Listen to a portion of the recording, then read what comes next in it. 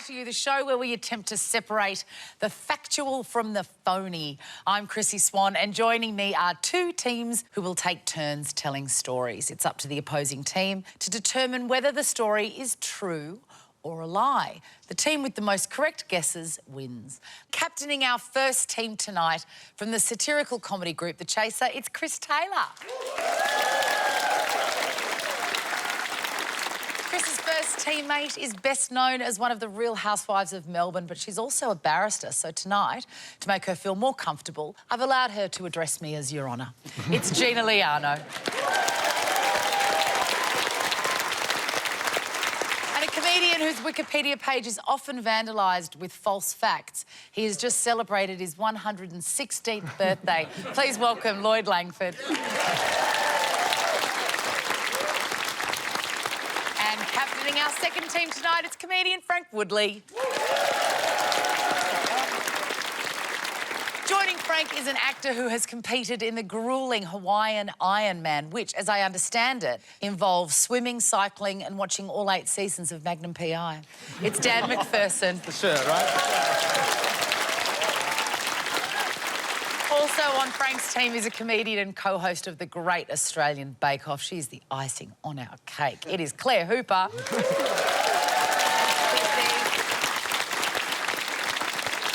right, let's play. First up is Home Truths, where our panellists will each read out a statement from the card in front of them. The card will contain either a truth from the panellists' real life or something we just made up, but they won't know until they read it aloud. It's up to the opposing team to sort the facts from the fabrications. Lloyd, you're up first. I've stolen the street sign from every street that I've lived on. That story is going to be less interesting if we discover you've only ever lived on one street.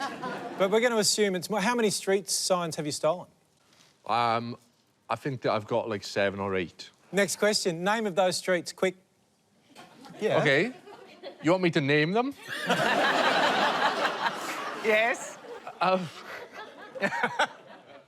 The street that I grew up on, the council estates all named after composers, famous composers. So that's Elgar Avenue. Then I went to university. First year of university, I lived in halls of residence, so on campus. Hang on, if I can just stop you. I don't want you to don't tell me the whole don't tell me the whole backstory and give you time to think of the street name. I want all the 7 or 8 street names, one of the after now. OK, so that was Cryfield, the halls of residence. I stole the sign. Without any other information, just the names of the streets. I want them, just the names of the streets in order quickly now. Elgar Avenue, Cryfield, Brunswick Road, Llywelyn Road, Little Ealing Lane, Cumberland Road, Passfield Street. OK. That's very good. All right. Very nice. Have you found that different tools are needed to take a sign off in Australia compared to the UK? I mean, I love this country, but the street signs are far inferior. Gee. You can actually get like a can opener and just cut the metal and just take it off. A can opener like that sort of thing, or just one that just goes like you seem to go like that then. What you do is you get a file and you make a little notch near the end of the sign, and then you can put the can opener in and just... The turning one? Yeah. So you've shimmied up the pole. You're able to hold on just with the power. He has got magnificent thighs. He does, yes. I mean, if I'm completely honest with you, I'm hold on to the pole just with my bum cheeks. So you and then I'm over my shoulder. Splinters? Yeah, you can't. Right. Now I believe it. I mean, until then, sold. Yeah. You can't really shimmy up the pole. You need something, a ladder or something to stand on to get to the requisite height. Is it a lot of planning that goes into this? I mean, it's a crime. I think we all understand. It's not. It's a hobby. I think That's a good defence. I'll remember that I one. think it might be vandalism. People collect And theft. stamps. Do you stand on your back veranda and you go, tonight's the night? I get urges. Yeah. Wow. All right, what do you think, guys? Truth or a lie? What do you think, Dan? I've stolen a lot of street signs in my life, actually. You have? Does it check out? The can opener checks out? The London ones are bolted hard into the black poles on the road. You know, that's hard Yeah. to Would get be off. quite an undertaking. You were very vague about the instruments. Name one instrument to get off a London sign. To get off a London sign, you need you need a chisel. You need a set of different screwdrivers, flathead screwdrivers usually. No. Lie. Spanner, right? Spanner, Obviously thanks. spanner. Yeah, OK, based on that, it's a lie. Oh, there you go. I think it's a lie. We felt it, didn't we? We all felt You it. got the wrong tools. Yeah, I wanted it to be true. You just had to say spanner. Lloyd Langford, was that a truth or a lie? It was obviously a lie. I believed it. I believed it, but it was a lie. All right, Frank, you are up. Oh, I'm up. OK. I once ended up in the wrong room and spent 2 hours learning about the symptoms of early menopause. All right, Chris's team. Which room were you meant to be in? I was meant to be in the room that was like a birthing class. Obviously, there was 2 rooms, and I was expecting my wife to arrive soon, and I went in first, and there were a few other women there. I thought, gee, I assume this might sound rude. I assume they're the nanas. They weren't young and they weren't pregnant. They weren't pregnant. And you spent 2 hours in this room before you twigged you might be in the wrong place. No, I twigged very early on, but I was basically stuck in this situation, and one of the women, quite early on, started crying and telling stories about the fact that her husband had really not listened to her for 20 years, and that now she was going through all these difficult experiences and she had no one to turn to, and there were all these beautiful women there, and she started like crying and sobbing, and I would have had to go on, yeah, I know what you're on about there, but I'm gonna, excuse me, do you mind if I, and I just couldn't. So out of a sense of tact or a sense of courtesy, you thought, rather than go to the room I'm meant to be in, I'll stay here. Even though this woman's got a huge support group already to look after her, she also needs me as well, a man who knows nothing about her situation. I know you're going to find this quite difficult to believe, but my wife, she thinks about other people like it's almost a sickness. She's so generous and so kind-hearted. And I sent her a text and I said, I'm going to be about 10 minutes late. I went to the menopause class and I can't come out now because there's a woman crying. Yeah. And she sent a text back to me saying, do not upset those women. Do not come out until it feels like you're not going to be rude. And I just went, OK, I didn't want to upset I can't my believe wife. that these women never said, what are you doing in here? Because, for a pregnancy class, there are men and women. In a menopause class, with you and your face. How long did the stories go on for? It went for 2 hours. I was in there for 2 hours. I got so into it, I told a story at one point. there was one woman who talked about getting super horny, and I didn't want to move at that point because they might have all jumped on me. There was a woman who talked about being vague, a bit like, the pregnancy, what do they call that when you... Just baby brain, A similar thing to baby brain. A lot of stuff about having trouble sleeping, and a lot of stuff, quite a bit about just having, like, a really dry muff. I'm not sure if they used that word.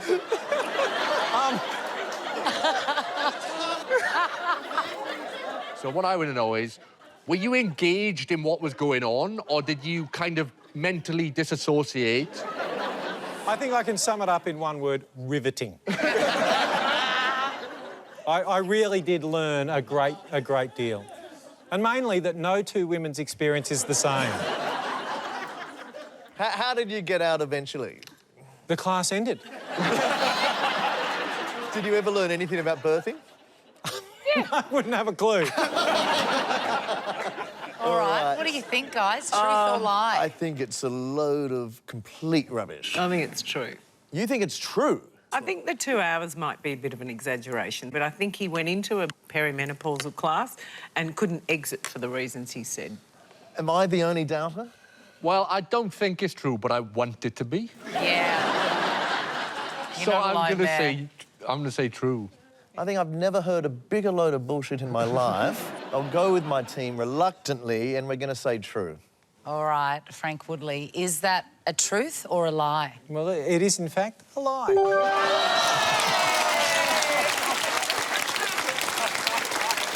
But to be fair, I did start to believe it. Very well done. So brilliant. It is a lie. Frank didn't spend 2 hours learning about early menopause. Of course, early menopause is no laughing matter, and if anyone says differently, come and say it to my face, why don't you? Because I will bite you. We are in the middle of home truths. Next up is you, Chris. Now, I regularly participate in a medieval reenactment society. Oh, perfection. It's true. I can No more questions. All right. Describe the garments you wear. In detail. Well, there's a lot of armour, as you might imagine. We recreate battles. So, yeah, it's sort of real chainmail. The classic... Helmet. Helmet still. Thank you. You might wear chainmail, breastplate, then your sort of coat of arms. So you have chainmail and a breastplate, which is more like what I think of like what Romans wore. No, that No? checks out. It checks out. Okay, Yeah. No, that's no. good. You're dressed as a knight. What kind of battle would then take place? A What medieval reenactment? battle, generally. But what sort of choreography would happen? We vary it. So we sometimes have horses. So there'd be, you know, like... We know what horses are. Jousting? Jousting. So thank you. Where two of us would be astride a horse and we'd charge each other with a big lance. That sounds terribly dangerous, charging at each other it does. with a big lance on a We horse. don't use the same jousting sort of poles that they would have in medieval time. They're sort of slightly blunted. It's a pool noodle. Yeah. It's... Does that check out? I'm not that nerd. I know the clothes, but Okay. I'm interested just to know with the horses, do you have your own horse? How do you come across a horse? No, we hire horses for You the- hire for horses the- in? We do it like 4 times a year. And they bring horses in. I happen to know a friend of mine does similar things to these, and he's got a little move that he does with his visor that he's told me that everybody who does it, like it's a very common visor move that people do. What I do to lift it is just... Okay. And then if you want it to go down, you don't actually bring it down. This is maybe what you're referring to. It's just a... And then it naturally falls. Oh, it's so close. Because he said, like, similar to, you know, when people wear glasses, Yeah. like if you just get the right tilt, that thing where you can go Oh, you just do... Yeah. like that. Well, he said they just sit it there, and when they're about to head out, they go, watch me win this tournament. Yes. And they head out. It's a It very doesn't common... need manipulation, yeah. I mean, you probably would do it if it's something. I just give a little tap to the back of my head Right. and it will do it. But yeah, absolutely. We all do that. It's sounding very convincing, or is it? Is it a truth or a lie, Team Frank? it's a delightful story. It is. If old it as is time is- true, I shall surely be hunting down your next tournament, sir. And I will wave my handkerchief as you trot into battle. But I think it's a lie. Yeah. He's passionate. I own horses. I'm interested in the thoroughbred world. I don't know anyone that's going to give these guys a horse. Yeah, but I think the whole horse thing is just a little bit too dubious for me. Did I mention it's a pantomime horse? 2 other members of the society dress up inside the suit. No, you didn't mention that. Based on our, our horse doubts, I think we're going to say that it's a lie. It's a lie. All right, Chris, is it a truth or a lie? People have always doubted the story of King Arthur, and probably with good reason, because my story too is an absolute lie. Oh, but what a gallant effort. Very well done. Well done. It is a lie. Chris doesn't regularly attend a medieval reenactment society. Claire Hooper, it is your turn.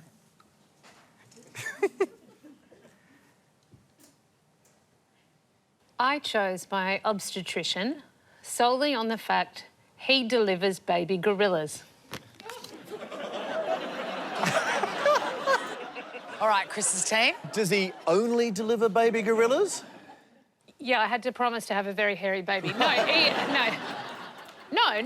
He does that on the side. I don't think it's yes. through the side. We haven't seen how he does it.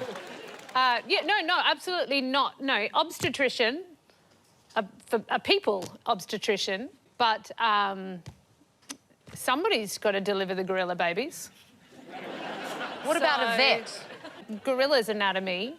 I mean, I don't know what yours looks like, but a gorilla's anatomy is more similar to a human's than, the cows and sheep you train on as a vet. Were you concerned that he might get a diary clash? your waters break, and he says, "Look, I should be with you, but Coco's breaching." Good point.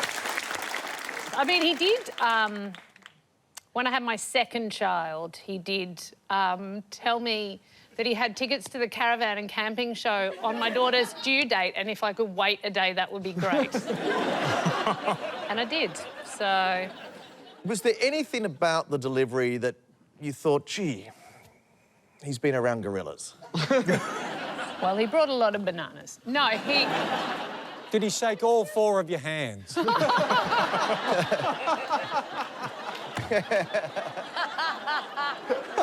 He didn't shake any of them, Frank. He was shaking something else.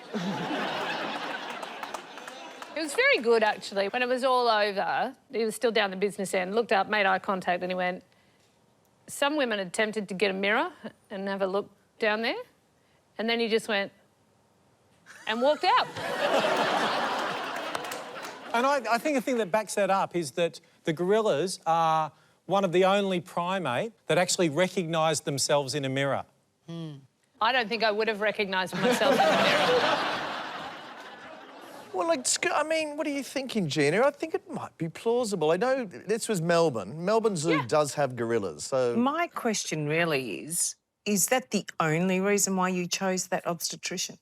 Yeah, it's like, basically, it's like getting David Attenborough as your obstetrician. Who wouldn't? Even for the story, it's just sort of, he's fun, he's obviously very careful because he's never killed a gorilla, therefore there's a reasonable chance he won't kill my children. I just had a baby, and, well, my partner did, and I can tell you 100%, our obstetrician has also never killed a gorilla. Right.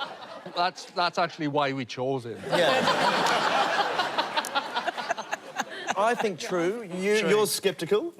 We'll say true. I think it's true. So, yeah, we're going to say true. Claire Hooper, is that a truth or a lie? It is true. I love it. It's true. Claire chose her obstetrician because he delivers baby gorillas. Our next round is called This Is My, where we bring on a mystery guest who has a close connection to one of our panellists. This week, each of Frank's team will claim it's them that has the genuine connection to the guest. It's then up to Chris's team to spot who's telling the truth. So please put your hands together for this week's special guest, Liam.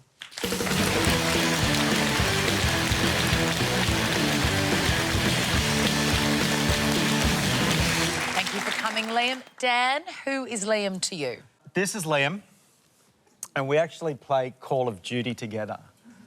And we hate each other's guts. All right, Claire, who is Liam to you? This is Liam. He is the only member of my book group that is not a woman in their 40s. OK. Frank, who is Liam to you? this is Liam, and I once slapped him across the back of the head in front of his mum. So there we have it. Is Liam Dan's online enemy, Claire's baby book grouper, or Frank's whacked whippersnapper? Chris's team. We'll start with Dan. Call of Duty. Now, for those of us who aren't gamers, that's a video game? It is a video game, yeah. It's World War II, shooting 'em up, warfare. Lots of bloodshed and warfare. And do you play it in the same room, or could Liam be in a completely different city and you still play the game? You play it virtually, and this is, in fact, the first time I've ever laid eyes on Liam.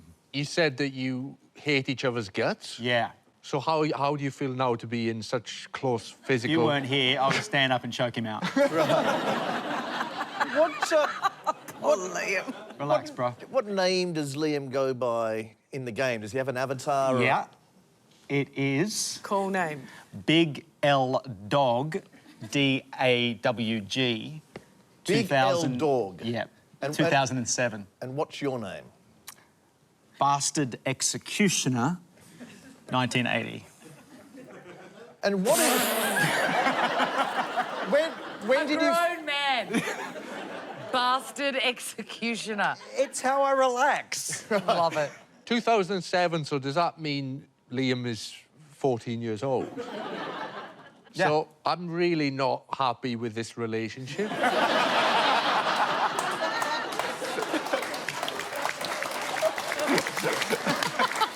Why? What's wrong? You're basically talking dirty to and then threatening a child. It's a game. It's just a game. Presumably you play lots of people in this game, but Yeah. is he your main nemesis? I mean, I've got a couple, but yeah, we ended up playing sort of the same time, and then we sort of would chat, and then we would use each other to get through to certain levels, but then he would often turn on me. Classic L-Dog move. L-Dog. Yeah, right. Exactly. Yeah. And you trash talk each other. Yeah, and then I realised he was 14, I was like, ooh. So I pulled it back a bit. And when did you find out he was 14? When the Just police now. got involved.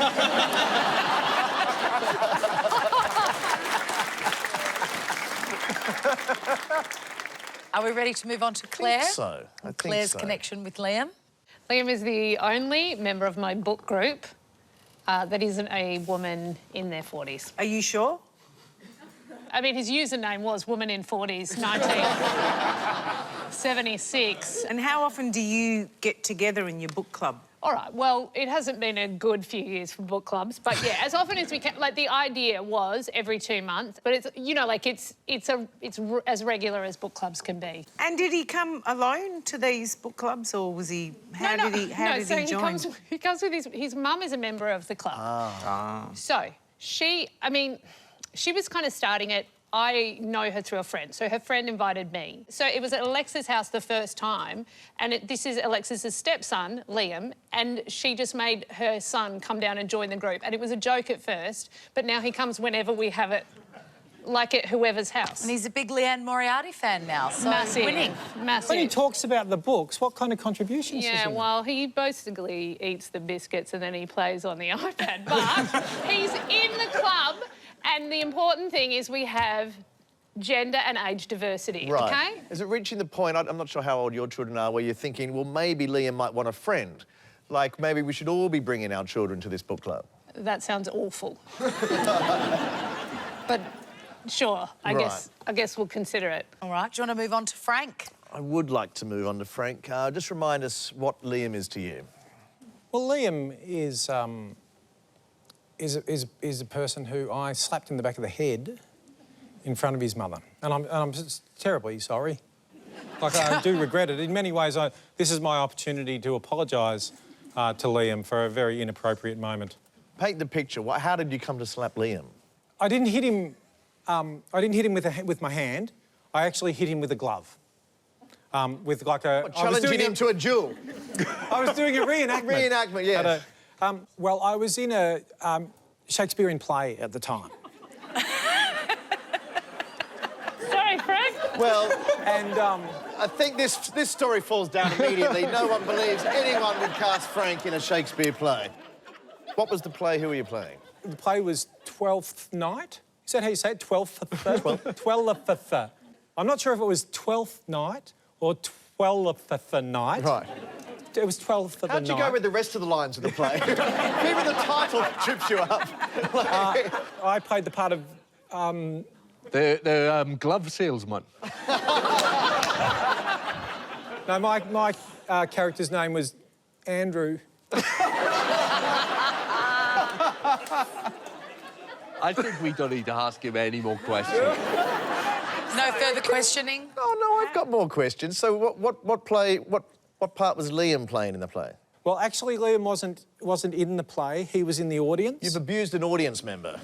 I have. What happened was it was the start of the second half, and he came in late with his, I think it was his brother and his mother came in, and they were doing the classic, like, and it must have been very embarrassing for them because they were in the front row and they were late, and they were doing the kind of, if I do this, nobody will notice. But by far the most compelling thing in the room at that point was these three creeping people, you know.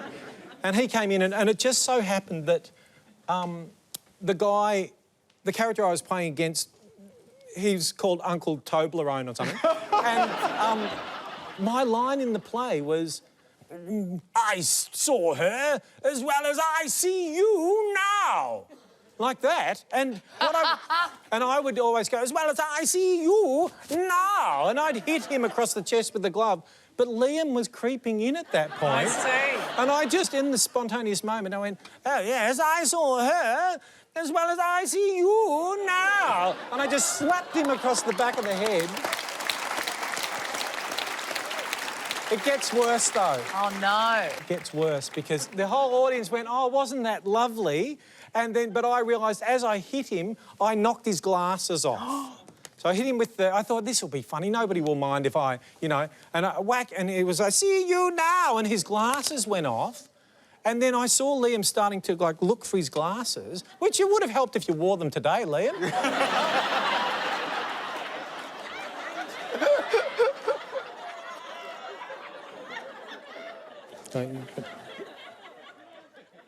Oh, Liam, now I recognise you.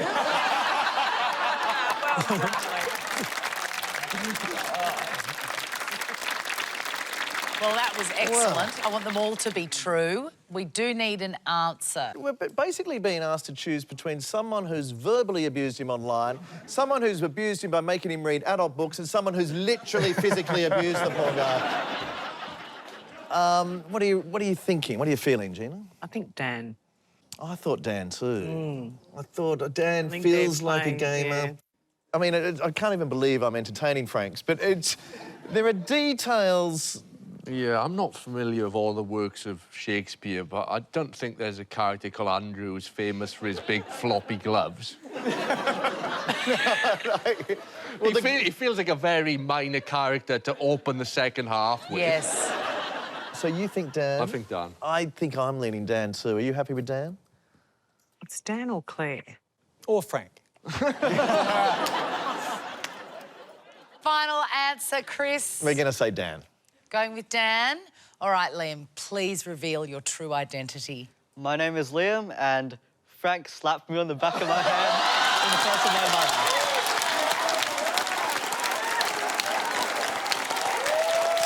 I can't believe that. Oh, fantastic. Nobody saw that coming. Liam is Frank's whack whippersnapper. Everybody keep your hands together for Liam. Wow. Thankfully, after Liam's evening began with 12th night, it finished with all's well that ends well. It's time for our next round, possession, in which a mystery object may or may not belong to one of our panellists. It's up to the opposing team to work out whether the story is a truth or a lie. OK, Frank, could you look under your bench? There's not a box tonight. There is an item there. Oh, gosh. There's a floating plank. Liam? Place the object on the desk. Take the sheet off it. All right, now you can... leaf blower. We can see that it's a leaf blower. And what does your card say, Frank Woodley? This is the leaf blower that I borrowed from my neighbour 2 years ago, and I'm yet to return it. Sorry about that. I also think, judging by the looks of it, you're yet to use it. Well, I use it. I don't know how you use a leaf blower, but I don't rub it. I don't rub it in the dirt. I just hold it in my hands and turn it on. Where do you turn it on? That would help if I knew where. You turn it on somehow and use it. Why haven't... Oh, hang on. I found it. I found it. I found the way. Sorry.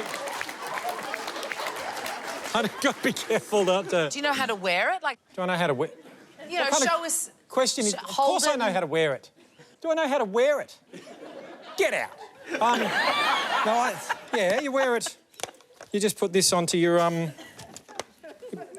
do you put... No, you just... I just hold it, actually. I'm not sure what that strap's for. I just hold it and just... I just blow... It's good. How did that blow your hair? Didn't even know that came out of there like that. That's why my hair's always looking so good. Why, You look like a dog on the way to the beach, you know, when they're out the window.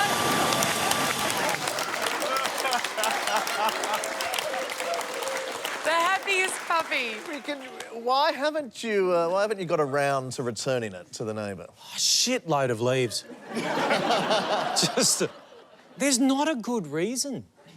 Like, it's just that thing of where I borrowed it because there were a whole lot of leaves kind of clogging up around our gate and our front what do you call it, footpath and all around there. I just popped around. His name's Jonathan. I popped around. I said, you know, Jonathan, any chance? Because I'd heard him using his leaf blower.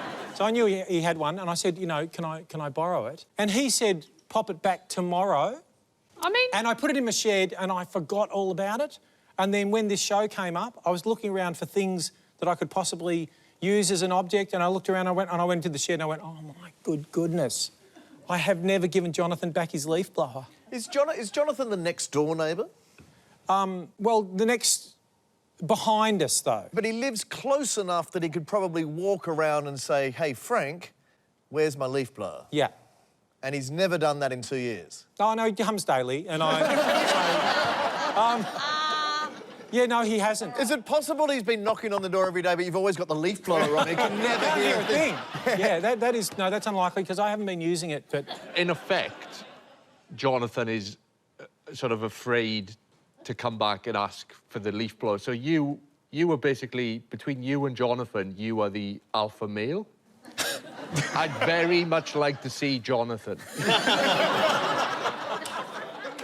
Do you blow the leaves into a pile that you then bag and dispose of, or do you just blow them away from your property so they're far enough away and you go, not my problem anymore? Yeah. I don't know if you've ever used a leaf blower, but bags and disposal... No, yeah, you just push it down the street to the next person, for sure. Leaves sometimes don't even come into it. It's just the idea of making as much noise as possible to piss off your neighbours, isn't it? And integrity doesn't come into it either, does it, really? Because you've kept the blower and you're blowing leaves down the street. Well, Would that all I be can fair? say to you is you're...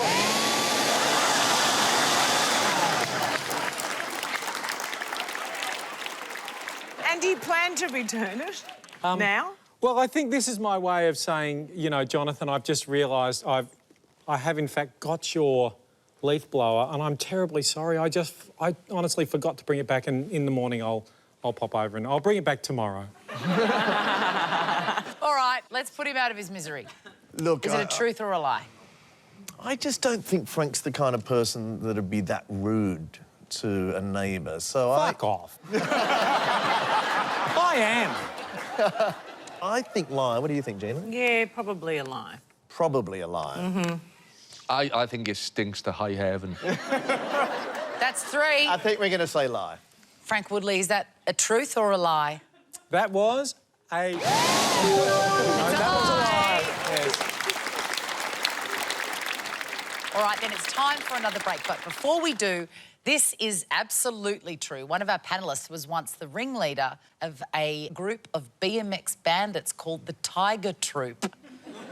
This is going to be interesting. Who was it? I'll have the answer next on Would I Lie to You. before the break, I told you that one of our panellists was the ringleader of a group of BMX bandits called the Tiger Troop. Who was it? It was Dan MacPherson. Yeah. We were Tiger Troops. Yeah. All right, now it's time for our final round, quick fire lies. Just a reminder, the story on the card in front of our guests could be completely familiar or something they've never seen before. We could have just made it up to trick them. Dan, you're first. Oh, wow.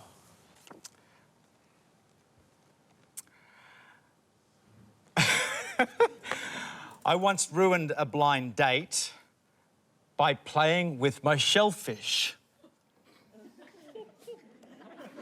OK, It's been described as many things. Paint the picture. Where are we? We are at a restaurant. Oh, he's not giving too much away too No, quickly. it's dinner. It's dinner for two people who haven't met before. How did you arrange the blind date?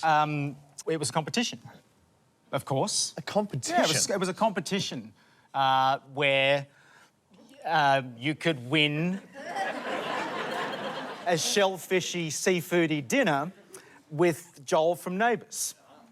You were the prize. It wasn't a great competition, let's be honest. But yeah, it was. You could win a date. Did you like vet the applicants? Or was it genuinely blind? Yeah, because it does feel like if they knew that it was you, in order for it to be genuinely blind, you would have had to gouge their eyes out. Well, I guess it was 50% blind. Oh, wasn't you're it? 'Cause- blind for you. Yeah, Blind blind for me. you. All right. That's referred to as a partially sighted date. Yeah. Can I ask, how do you play with the shellfish? Well, what does that I don't actually know look like? if you've ever been on a blind date that is going horrifically bad and you want to lighten the mood. So you've got a langoustine, perhaps. And so I picked up the shellfish and I kind of went, whee! Oh, gosh. Right, so rather than tell amusing stories about life on the set of Neighbours, you thought, I know how I'll break the ice here. I'll pick up the meal and wave it in front of their face. And say, wee! And that went well? So it turns out that the blind date was vegan and she stood up and ran to the bathroom in tears. And I was there with my shellfish alone until she returned. And of course, because it's for a magazine, there was a photographer there as well, watching the whole thing, capturing the whole thing. Date comes back, says, you know what, I don't want to be here, and you know what, screw it, I've got a boyfriend anyway, and disappears. It seems like a slight overreaction, especially on a sort of artificial date. It was a big shellfish. You know, I can understand that, but to actually walk out when it's clear there's media there, it's, you know, she knows that'll be drawing attention to herself. Why wouldn't she just laugh and say privately, hey, don't do that again, I'm not crazy about the shellfish? Why would you leave the restaurant entirely? And that's what has been bugging me for 20 years. Moreton Bay bugs. Moreton Bay bugging you. Yeah. Exactly. So I don't know. I don't know the answer to that, but there was no second date. She didn't have a lisp by any chance? Did you have a lisp? No? Yeah, no, OK, that's right. Because I thought there might have just been a misunderstanding where she was just saying that you were very selfish. Fair question. That's the team captain. Don't clap We get that out of the way. No. OK. No. Well, I think our question time for Dan is over. What do you think? Is that a truth or a lie? Look, it seems far-fetched. I'm leaning towards that it might be true. The fact he was in England, where they do tend to eat langoustine more than prawn, that is a good detail for me to suggest it might be true. What do you reckon? Well, I wasn't focusing on the specifics of the crustacean. What were you focusing on, Lloyd? How you could get a date through a competition. It's quite a pathetic way to meet women, isn't it?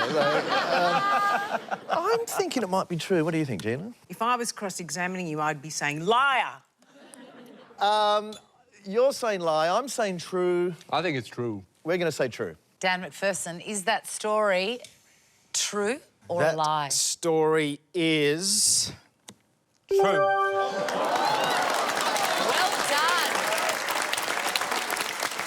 Yeah, it was excruciating. It is true, Dan really did ruin a blind date by playing with his shellfish. Although his date was impressed by the size of his muscles. Hey. Lloyd Langford, you are up next.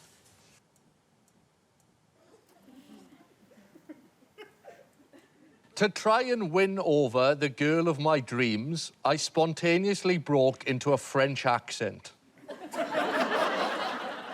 I have just a preliminary question is, had you spoken to her before she heard the French accent?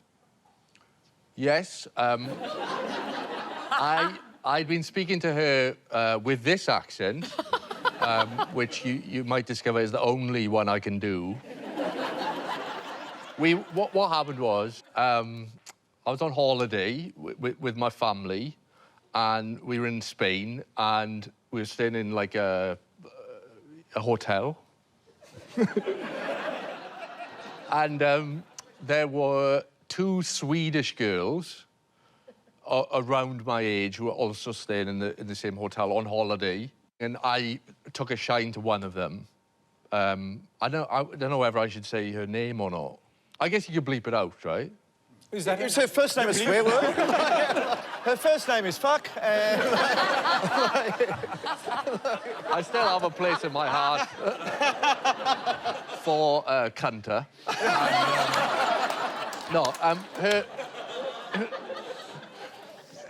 She was called Therese, and me and her went up on the roof of the hotel together. Yeah. Right. And for some reason, I thought I would appear to be more sophisticated and romantic with a French accent. Did you think that she would think you were French? No, Frank, I was intoxicated by desire. OK. And Spanish lager. I guess I thought, French is like the language of love. The French language is the language of love, not English spoken in a French accent. Which is, I think, what you did. Or even worse, Welsh spoke in a French accent.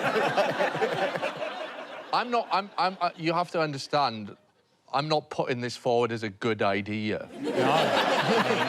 I'm not recommending this. I'm not showing off. Before we even hear it in French accent, what did you say?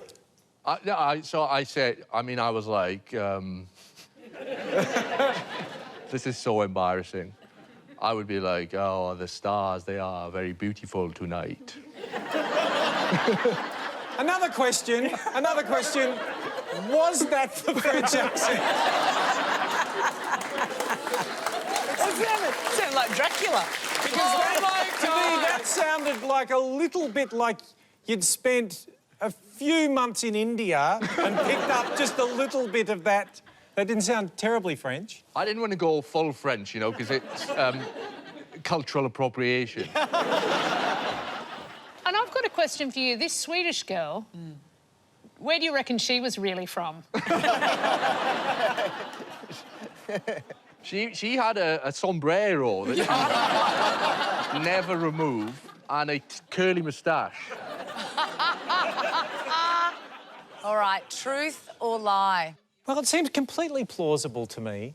Yeah, it feels plausible, but the fact that there's not even a trace of a French accent makes He never said he was good at it. No. No, He also didn't say he couldn't do it at all. Oh, look, I mean, I believe in love, and I'm happy to go for true. Yeah. Look, I've done something similar, to be fair, Yeah. in my younger years. Should we believe in love and say true? We believe in love. We believe in love, so we're going to say that it's true. All right, Lloyd Langford, is that a truth or a lie? It is true.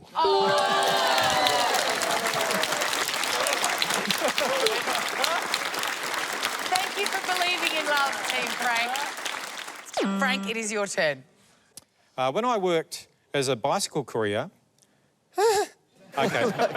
When I worked as a bicycle courier, I once got so lost I had to spend the night in a cave. In a cave? In a cave? In a cave. When did you work as a bicycle courier? When I was 18. Did it for about 18 months, from 18 and a bit of 19. What sort of courier work did you do? Delivering food, like takeaway, for takeaways. No one delivered food on bikes that long ago. It was all right. Just occasionally Domino's might have had cars. I don't recall anyone on bikes delivering food. Well, I do. We haven't had GPS for that long and those kind of sat navigations, but how did you not go to an address but a cave? It's because there's basically 2 Wilson Streets. One is if you go west and one if you go east. I initially went to the wrong one. Whereas I should have gone to the Wilson. It's a completely different street. So the town planners at this incredibly small town thought it wouldn't be confusing at all to have 2 streets called Wilson Street. Can anybody back me up that they've lived in a place where Absolutely. there's been 2 Yeah. names of streets that are... Honestly, I shit you not. It happened to me last night. I was going to a mate's place in Wilson Street and I went to Brunswick East and he was Wilson Street in Princess Hill. I rest my case.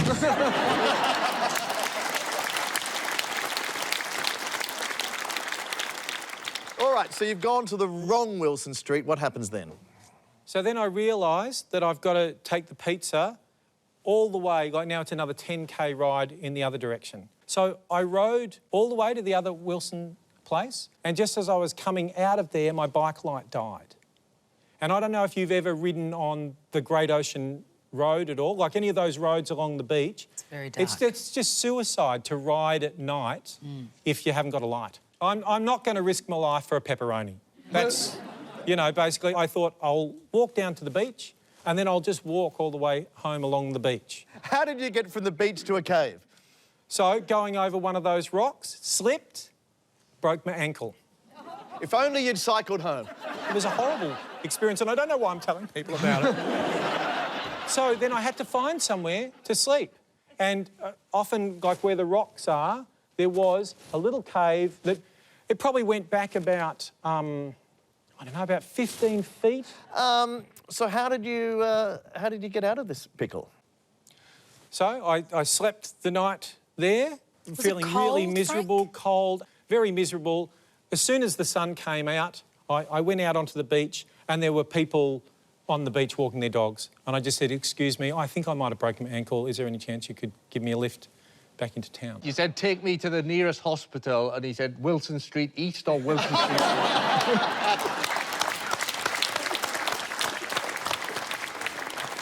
All right, Chris's team, what do you think, truth or lie? What are you thinking, Gina? I think it could be true. I think it might be true too. At first, I just couldn't picture Frank on a bicycle. but then I guess... Does this help? It has a ring of truth about it. I believe him 100%. I think we're going to say it might be true. Frank Woodley, is that a truth or a lie? It's 100% a lie.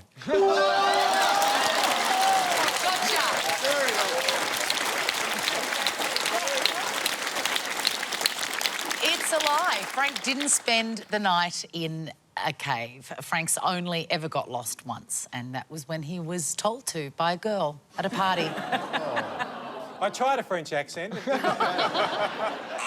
and that noise means that the time is up tonight. It's the end of the show, and I can reveal that tonight's winner is Frank's team. But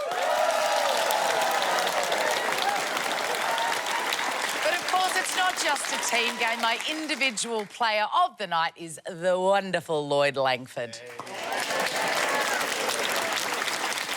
And that's it for Would I Lie to You? Thank you so much for watching, and good night.